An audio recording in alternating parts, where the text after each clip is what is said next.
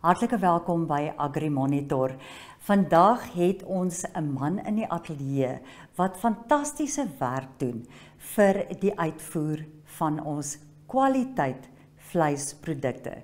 Dit is niemand anders nie as Sarel de Tooy, raadsvoorsitter van Rio Meat Processors wat geleë is daar by Rehoboth. Ons was ook by die toespraak van die nuwe minister van Landbou, Visserye, Water en Grondhervorming. Ons gaan vir julle 'n deel daaroor wys. Natuurlik ook die nuus. Ons het goeie nuus.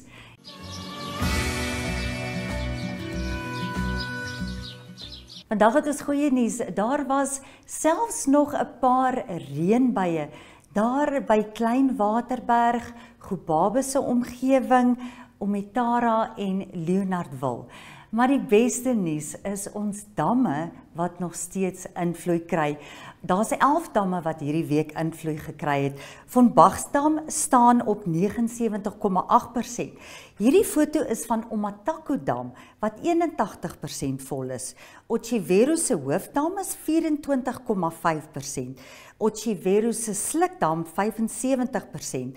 Hardap staan op 77,7 en ons glo nie daai sluise gaan oopmaak nie, wat baie goeie nuus is vir besproeiingsboere. Nekkertaldam, kyk hoe lyk Nekkertaldam, 100,2%. Verlede week het die oorvloei gebeur en so ook met die Nautedam wat op 105 staan en verlede week is die sluise ook oopgemaak. Oanopdam by Rehoboth is 78,1%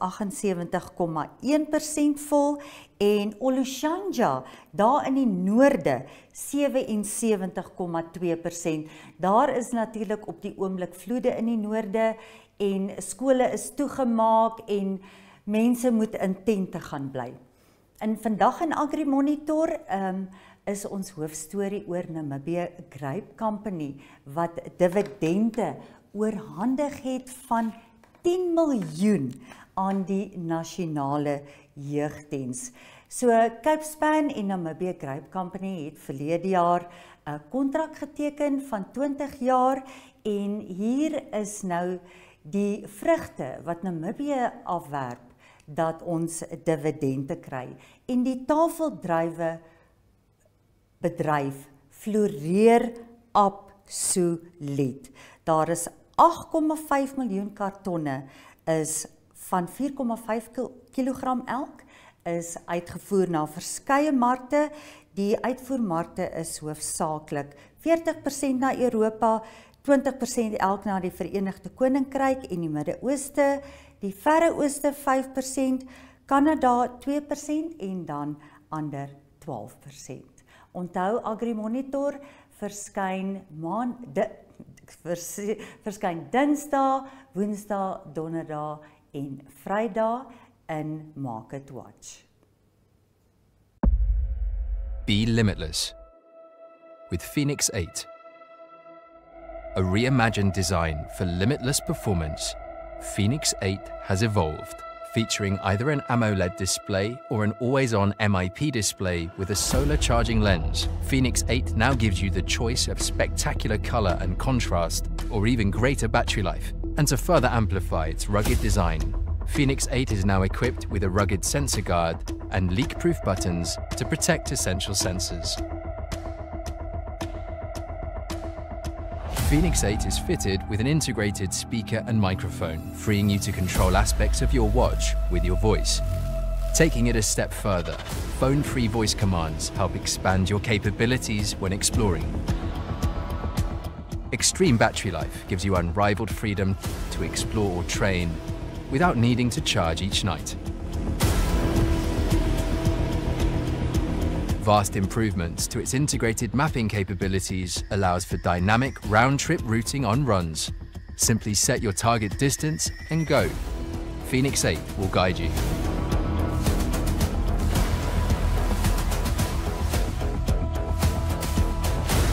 And Phoenix 8 allows for sport-specific strength workouts, providing incredible training to help improve performance.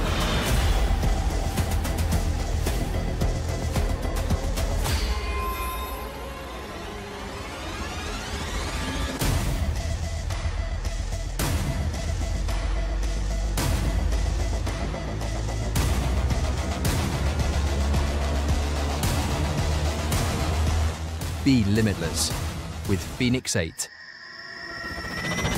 Only from Garmin.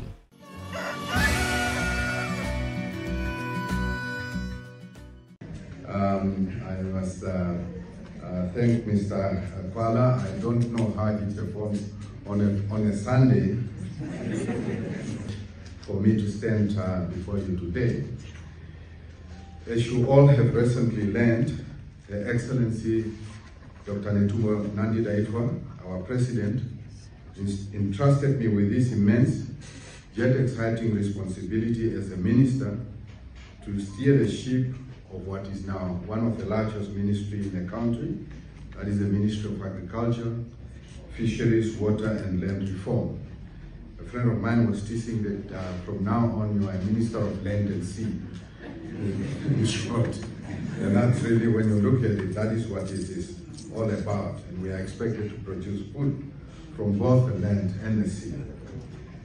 I'm very delighted to have been granted this opportunity to serve the Namibian people and to offer my services and my very limited expertise through this critical ministry that enables many Namibians the privilege of self-sufficiency in food security. Now, I must point out that the country at a fundamental level requires being secure in three things, and that is food, water, and energy.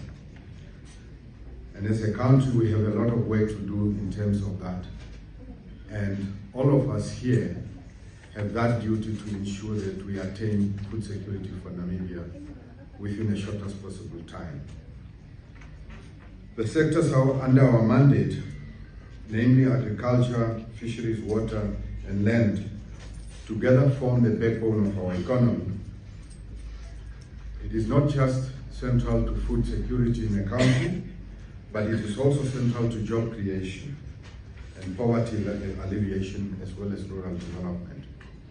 In fact, the agricultural sector is one of the largest employment sectors for the country, and it also has the biggest potential in ensuring that we increase employment within the country, because it has the ability to absorb unskilled labor and semi-skilled labor in a way that other sectors, perhaps biotourism, cannot do.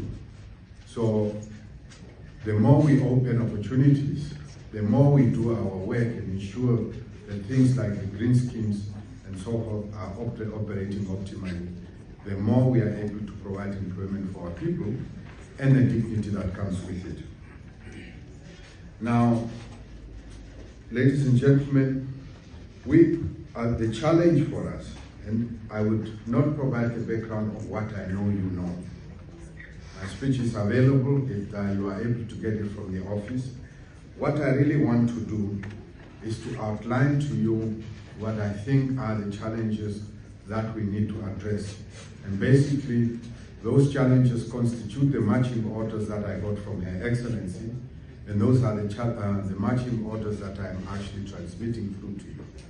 So that as a team, we know exactly what we need to do, where do we need to perform in order to attain the vision of a free and independent Namibia, not just in a political sense, but also in an economic sense and a social sense, such that our people have dignity that they deserve.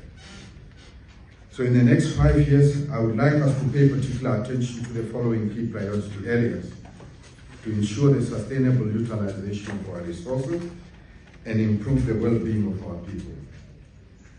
The first thing that we need to do is to accelerate agricultural production. We need to focus on enhancing agricultural production through the expansion of irrigation systems. We need to ensure that we develop new and expand existing green schemes and ensure that all are put under food production to enhance national food production for food security. We must also ensure the continuous availability of essential agricultural production inputs to support both small, medium, and large-scale farmers. as well as rural communities. Actually, with it, we have always focused on agriculture from a perspective of rural communities, but urban agriculture is also something that we need to look at.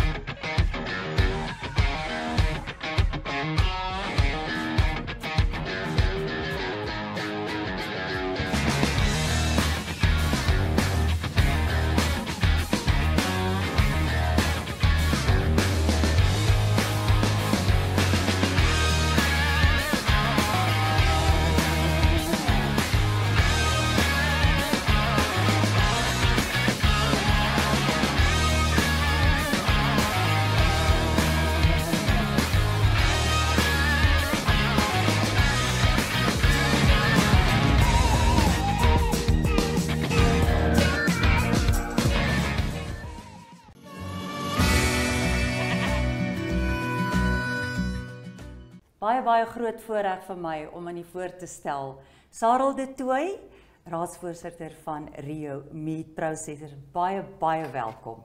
Goeiedag François, baie dankie om hier te wees. Dis baie lekker om vanoggend by jou draai te kom. Uiteindelik. Ek het verlede jaar vir Sarel op die Windhoekskou ontmoet. Hy was die gasspreker daar en uiteindelik kan ek hom na 6 maande ooreed om hier in Agri Monitor te wees. Ons spring af met Rio Meat Processors. Julle doen fantasties. Julle het al begin uitvoer na Luanda toe. Gee net vir ons 'n bietjie agtergrond. Hoekom is dit begin?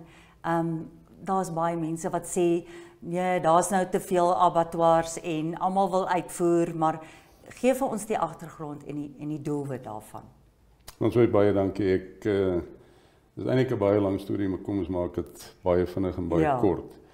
Ek dink dit is daar is 'n geweldige behoefte in die Namibiese mark om weg te beweeg van die statiese omgewing waar ons osself in bevind, waar die produsent geen inspraak meer het in die waarde-toevoegingsproses nie, geen inspraak het in die bemarking, wat aan die einde van die dag tog maar sy prys vir hom bepaal nie.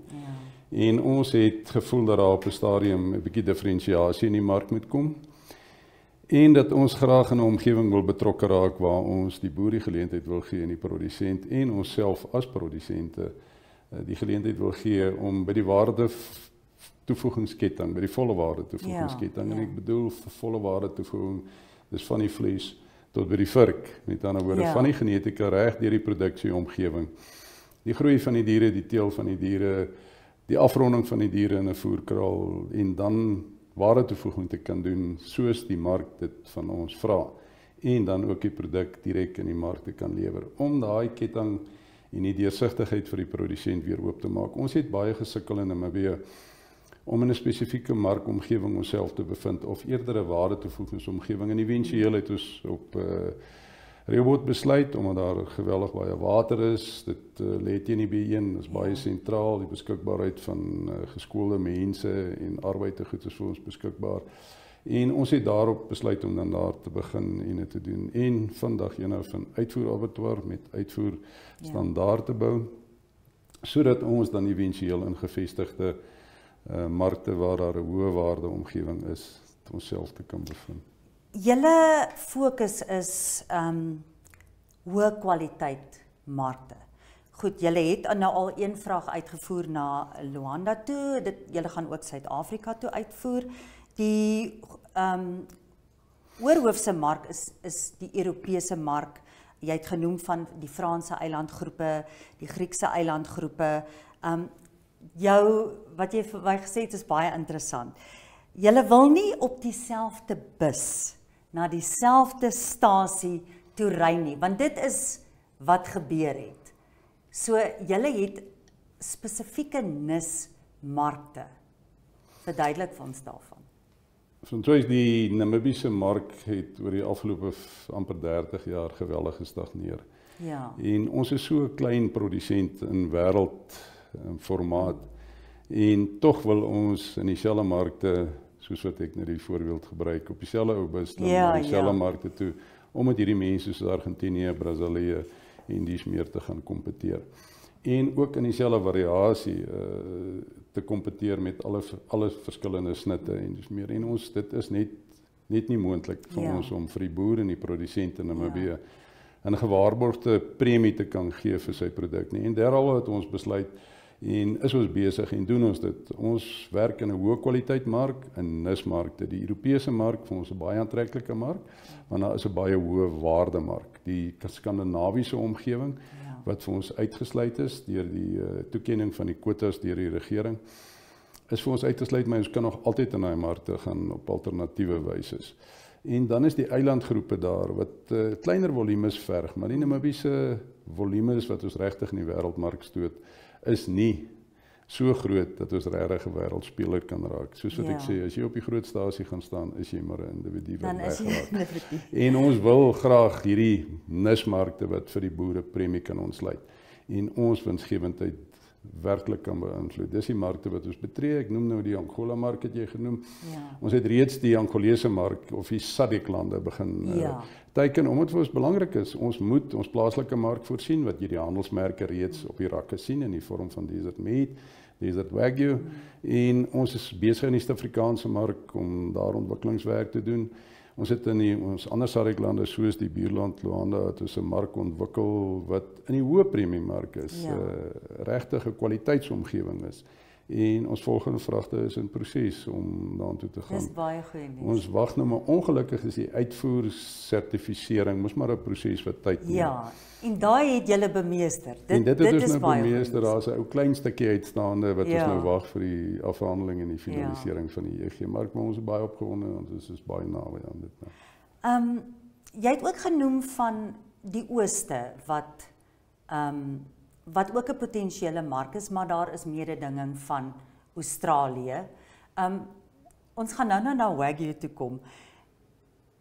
Die ooste, dit is 'n moeilike mark, en dan Amerika is ook, veral nou met die straftariewe, Amerika is ook 'n moeilike mark. Want ek is eintlik baie uitgesproke en die publiek daar buite en party neem my kwaadlik, party stem saam. Ek is baie uitgesproke oor dit dat ons glad nie wesenlike bemarking regtig doen vir ons produk en nie by ons plekke uitkom waar ons moet uitkom. Die oosterse mark word grootendeels deur die Australiese omgewing oordonder. Hulle is in die bevoorregte posisie dat die staat landbou geweldig ondersteun, so in tye wat daar oorskotte is en dis meer is daar subsidies en hulp van die staat. Namibië en Suid-Afrika of selfs al die SADC-lande is nie in 'n bevoorregte posisie nie. So en as jy deur hierdie konjunkture gaan kry, is moeilik. So die oosterse markte, 'n moeilike mark, ook wat ons kompetisie uit Suid-Afrika het aan betref, omdat die Suid-Afrikaanse produsenteprys heelwat laer is as die Namibiese prys, wat die Namibiese boer reeds bevoorreg is om reeds amper sê 'n premie te kry teenoor die Suid-Afrikaanse konkurrent. So die oosterse markte vir ons, maar die hoë waarde Europese markte en die hoë waarde Skandinawiese. Amerika met sy groot hoeveelheid wat daar aangaan in die politieke omgewing, weet ons mos het 'n invloed. Ons sien dit die impak daarvan op Suid-Afrikaanse landbou. Ons wil nie regtig deel wees daarvan nie. Die Chinese mark is 'n ongelooflike groot mark en daar is in diverse produkte is daar vir ons 'n geleenthede wat ons wel sal ontwikkel oor tyd. Maar julle fokus meer op die kwaliteit as op kwantiteit. Daar is wêreldwyd van soos is daar 'n regtige dryf, ons sien dit in baie omgewings, dat daar 'n dryf weg is van kwantiteit na kwaliteit toe, veral in die voedselomgewing. En die kwaliteitsomgewing is 'n posisionering waar ons net nog selfs oor die Wagyu en ook ons kommersiële vleis. Ons het by die skou genoem dat weer beskik oor enorm baie genetika. Ek dink ons het die diepte wat min lande dit is wat vir my so wonderlik was wat in jou toespraak by die skou, is dat ons beskik regtig oor fantastiese genetika. En ons moet daai genetika in die reproduktiewe omgewing korrek kan aanwend, produktief en optimaal kan aanwend, sodat ons aan die einde van die dag 'n produk kan produseer wat ons op die wêreldmark kan neersit. En op hierdie stadium is daar nie regtig die werklike inisiatief en die insentief vir die produsent om te doen. En dis ons strewe om daar te kom.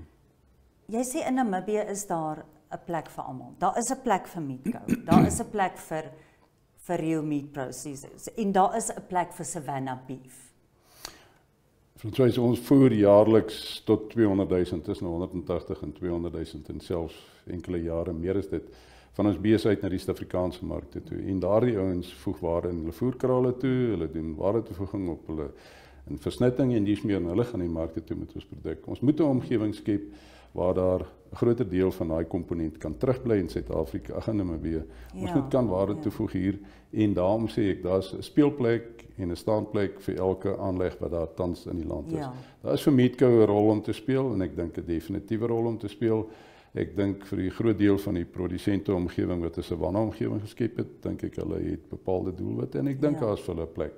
Ek dink vir ouens soos Beefcorp, Brouwer wat 'n privaat inisiatief is, Brouwer doen skitterende werk. Hy's 'n skitterende sakeman, daar is vir hom 'n plek. Ek dink daar is hier en daar 'n ander inisiatief.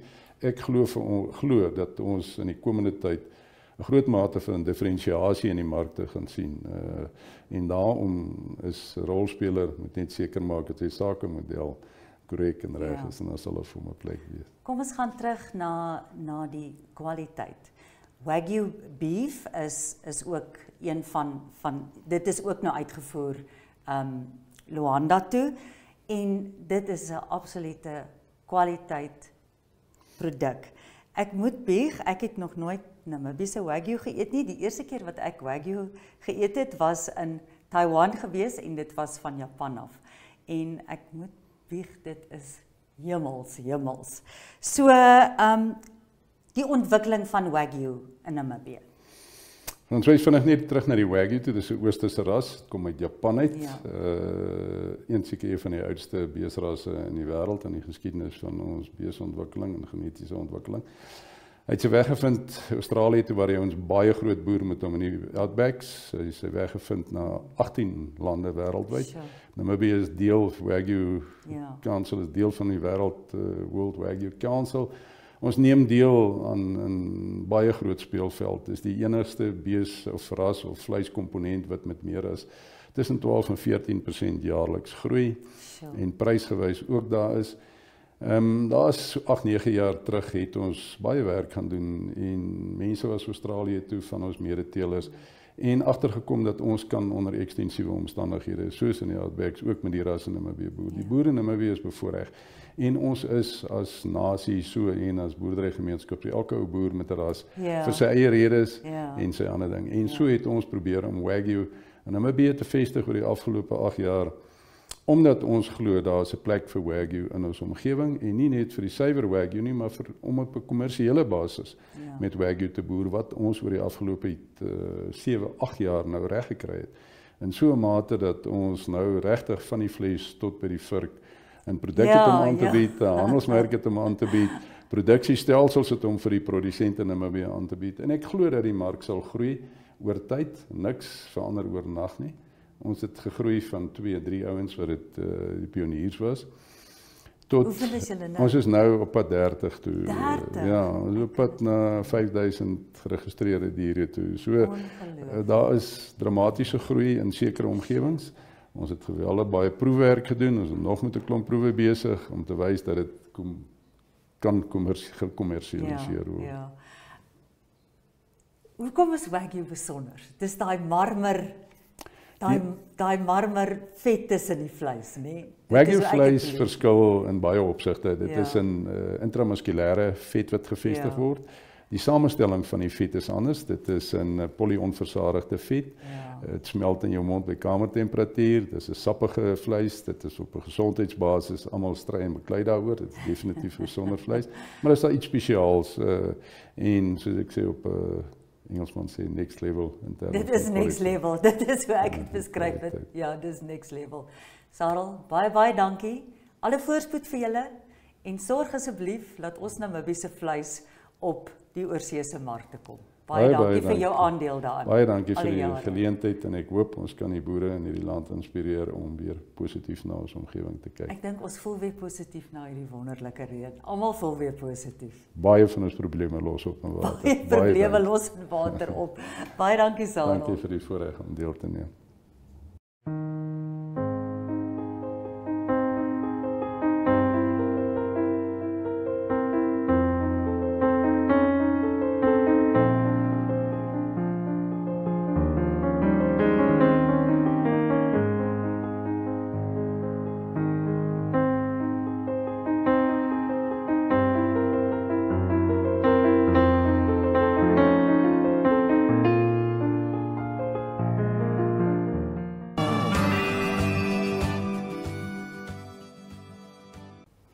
Die naweek is Paasnaweek.